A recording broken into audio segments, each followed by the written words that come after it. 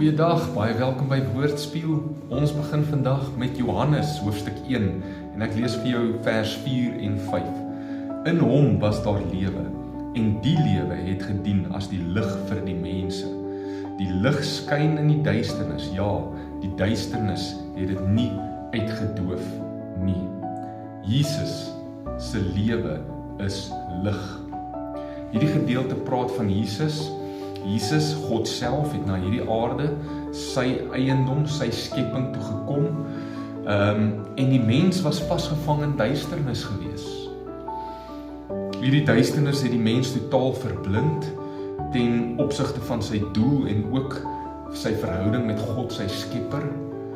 Die mens kon nie eers die skepper erken in hierdie duisternis nie. Die mens het sy eie weg verloor, die mens het sy eie identiteit verloor.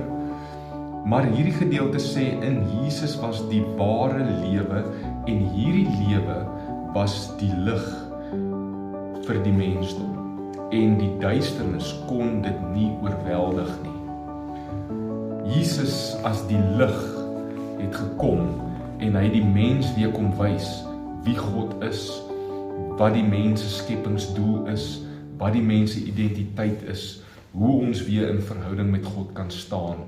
Hy daai duisternis wat die mens kom verblind het, kom wegdryf deur die lig wat hy gebring het. Dieselfde geld ook vir my vandag. Hoe kan ek wat Christus nou in my het, Christus wat in my kom woon het, die lig wat my lewe kom verander het, hoe kan ek nou in hierdie wêreld lig wees? Wanneer Jesus lewe deur my are borrel, dan sal my lewe mos ook 'n lig wees. Iemand het eenmaal gesê, 'n persoon wat ten volle lewe bring, ten volle lewe, ten volle skyn met die lewe van Christus in hulle, so 'n persoon bring die hoogste eer aan God. Lewe ten volle, lewe saam met Jesus, lewe en leef jou lewe ten volle uit in elke liewe area van jou lewe.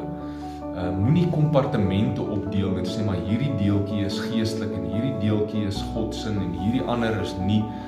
Nee, lewe jou lewe ten volle. Laat Jesus skyn deur jou beroep, deur jou ontspanning, deur jou verhoudings, deur jou as mens, deur jou persoonlikheid. Dan sal die duisternis van depressie en van sonde en al die ander gemors wat so veel mense nog verblind, dan sal dit verdryf. Die lig sal daardie duisternis verdryf en daardie duisternis sal nie die lig oorweldig nie. Kom ons gaan wees lig. Kom ons bid saam. Jesus, ek begeer om meer aan die lewe te wees, met u lewe te lewe, daai lewe deur my te laat borrel, dat my lewe waarlik lewe sal wees. Vul my met u lewe, sodat my lewe kan skyn. Amen. Mag jy vandag so gaan lewe, dat jou lewe sal skyn van die lewe van Christus. Tot volgende keer.